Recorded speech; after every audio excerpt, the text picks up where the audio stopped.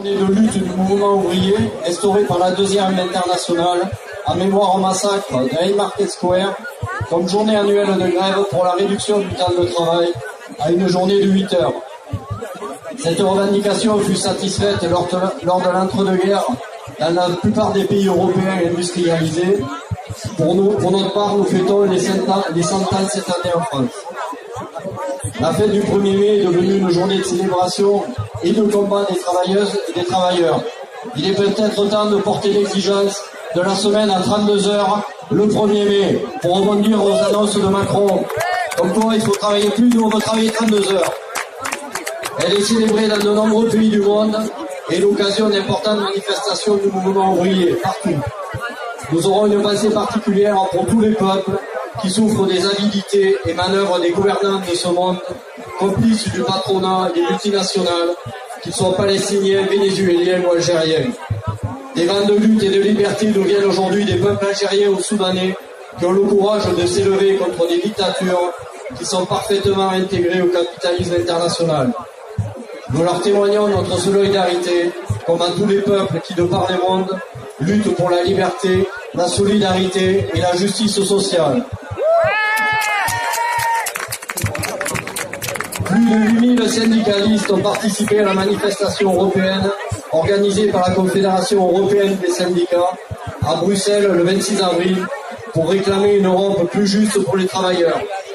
C'est une étape importante dans le processus de mobilisation de tous les peuples afin de construire une Europe sociale, écologique et solidaire. Ne nous laissons pas enfermer dans le débat binaire opposant les pro-Europe, tenant plus de libéralisme, et les contre qui promeuvent un repli nationaliste. À chaque fois que l'extrême droite prend le pouvoir, elle mène une politique économique extrêmement libérale au détriment des travailleuses et des travailleurs. La CGT porte notre projet qui répond aux besoins sociaux de toutes et tous les travailleurs européens, qu'ils soient britanniques ou non. Partout, les travailleurs et les travailleuses perdent des droits. Les droits de tous les travailleurs et travailleuses européens sont tirés vers le bas.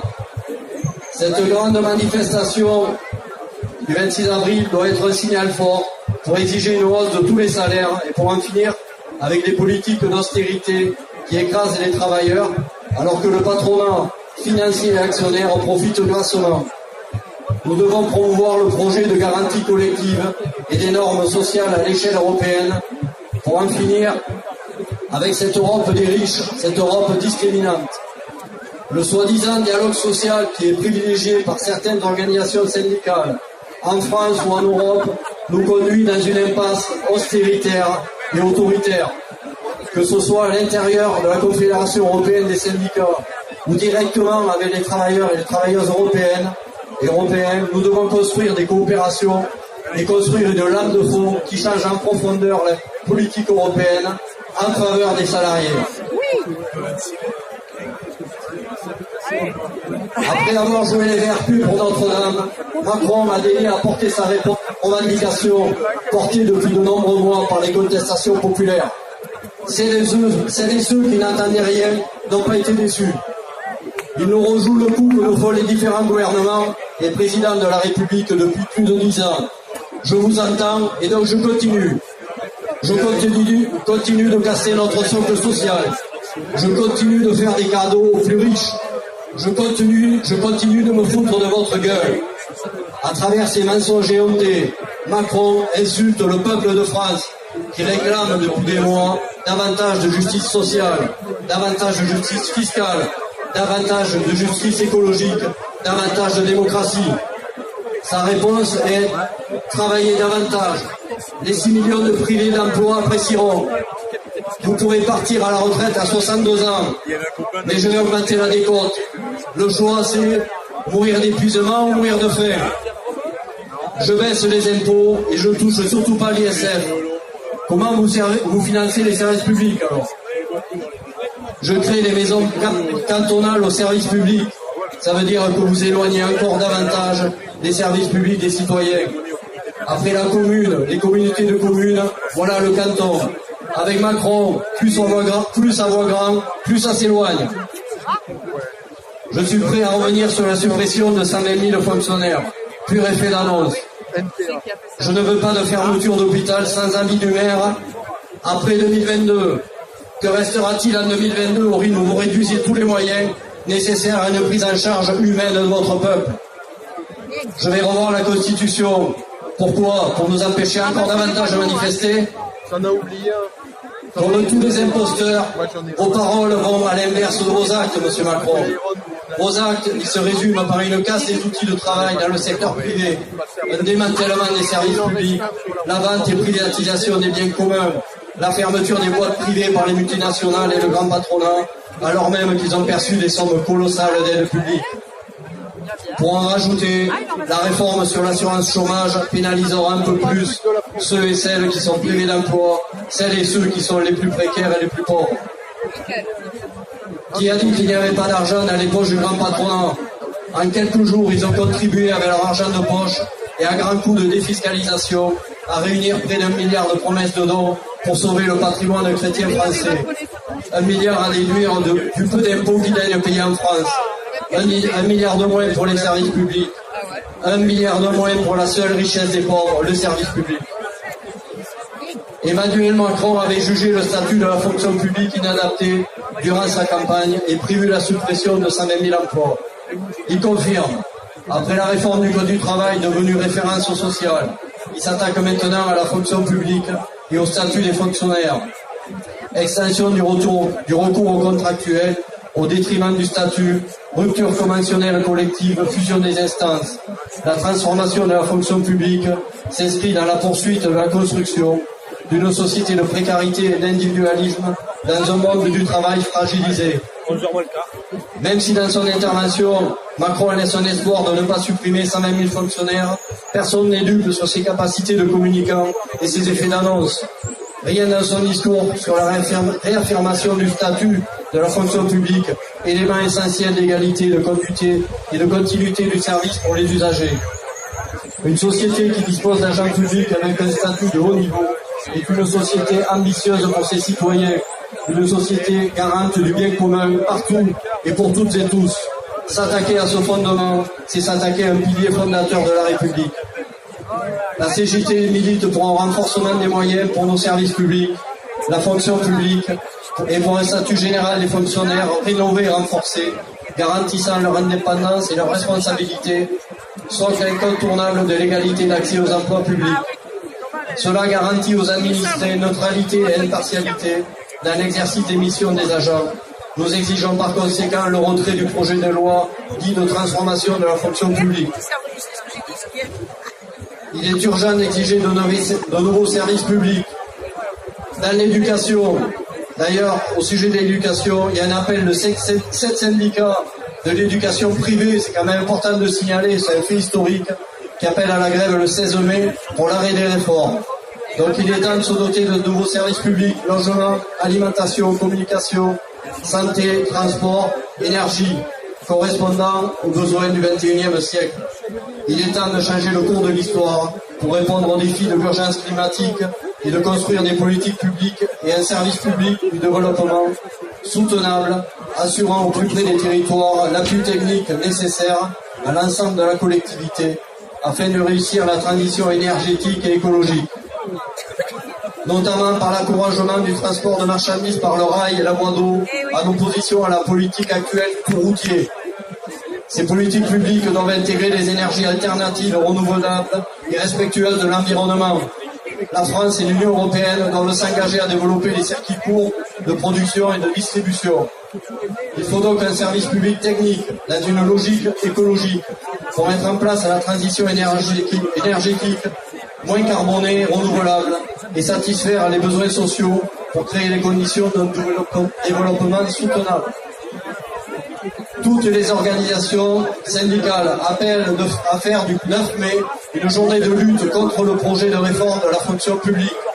Étape essentielle, cette première journée de grève massive dans la fonction publique, nous l'espérons, aura pour objectif à engager la poursuite du combat.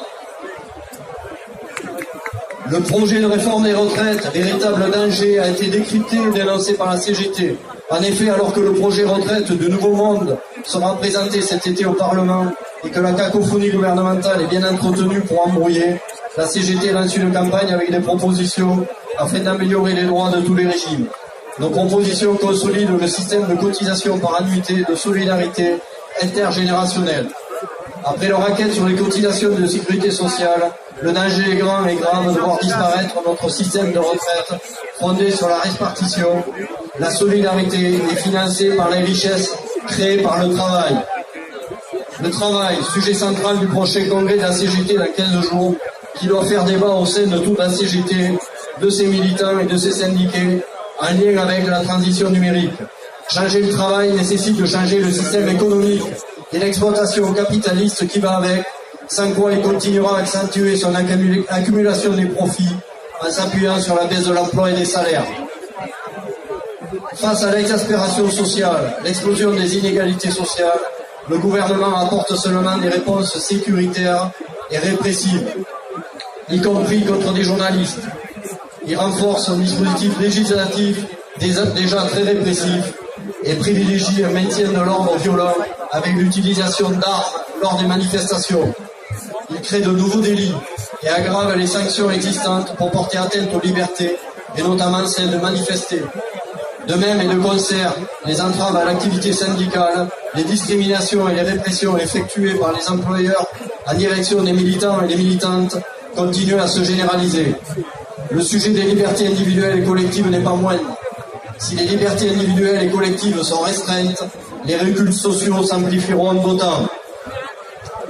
La CGT a décrété l'urgence économique, sociale, démocratique, fiscale et écologique et porte 19 propositions, dont l'augmentation du SMIC, du point d'indice et de tous les salaires, des pensions et des minima sociaux, une réforme de la fiscalité, la suppression des aides publiques aux entreprises, le développement des services publics partout sur le territoire, le respect des libertés publiques, telles que le droit de manifester. C'est dans ce contexte que l'ULCGT a décidé de lancer un appel aux syndicats et syndiqués de son territoire, et plus largement à tous les salariés. Je vais vous le lire. Depuis plusieurs semaines, un profond mouvement de colère et de lutte collective souffle sur notre pays. Au cœur de cette contestation inédite, les actions des Gilets jaunes. Parce que nous vivons un moment social fort, la CGT doit agir sans faux fuyant au soutien de leurs revendications. Les questions de justice fiscale, de justice sociale, la sauvegarde de la démocratie et des services publics ont motivé les mobilisations des Gilets jaunes. Comment ne pourrions pas nous y inscrire, même si nous n'en sommes pas les initiateurs? La CGT et ses militants ont toujours lutté pour le progrès social, la répartition des richesses, la démocratie. Ils et elles se sont battus quotidiennement pour toutes ces valeurs. C'est donc naturellement qu'aujourd'hui, nous devons être aux côtés de celles et de ceux qui se mobilisent. Donc l'Union locale CGT de la Genée apporte un soutien à un acte d'insurrection citoyenne sans précédent dans notre histoire. L'Union locale CGT de la Genée appelle les syndicats et les militants de son territoire à s'engager sans modération dans ce combat chaque fois que ce sera possible aux côtés des Gilets jaunes. L'Union locale CGT de la Genée condamne fermement la violente répression des manifestants ordonnée par le gouvernement. Le gouvernement n'est plus dans une dérive autoritaire, il est en plein dedans. La lutte n'est pas seulement celle des Gilets jaunes, elle doit être celle de toutes et de tous. C'est un modèle sociétal fondé sur la justice sociale et environnementale, la solidarité, le respect des libertés que nous devons défendre avec ou sans gilet. Gilets jaunes, gilets rouges, sans gilet, tous ensemble, on peut gagner.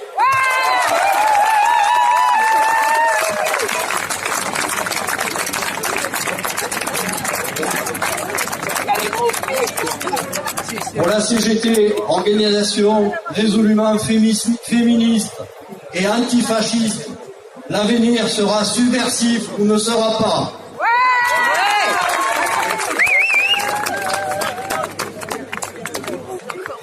Donc, aujourd'hui, on est invité, enfin, tout le monde est invité à participer à l'animation Kiosque en Fête. Je vous en dire juste deux mots. L'idée, c'est de pérenniser l'événement, puisque l'an dernier, il y avait une initiative pour renouer avec un 1er mai revendicatif et festif qui commémore, mais qui porte aussi les exigences sociales des travailleuses et des travailleurs. Kiosque en Fête, c'est un lieu de débat. Vous allez avoir une table ronde Et il y a la présence des Gilets jaunes, un lieu de culture avec des stands planning familial, fameux mixité, et de musique, puisque nous aurons la présence des Fallopettes et un autre chanteur. Et c'est aussi un lieu de plaisir du palais. En gros, c'est un lieu d'émancipation humaine. C'est également un lieu de transmission, symbolisé par les deux pilotes du collectif qui ont fait un travail remarquable, Jean-Pierre et Arnaud, dans un passage de témoins intergénérationnels.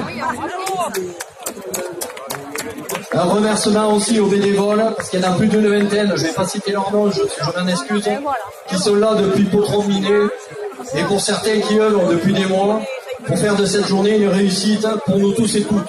Donc merci à eux d'avoir été là, et merci à vous tous d'y être, parce que sans vous, ça n'a pas de sens.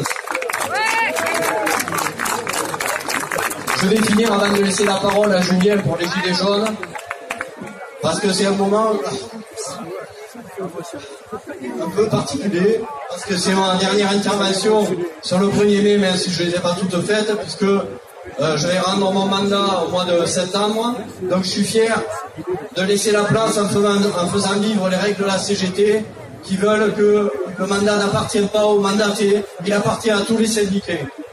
J'ai une fierté particulière là-dessus. Et je suis fier aussi de laisser une UL dynamique et motivée qui continuera d'œuvrer à sa place et à sa mesure pour conquérir une société de justice sociale. Merci, je laisse la parole à Julien.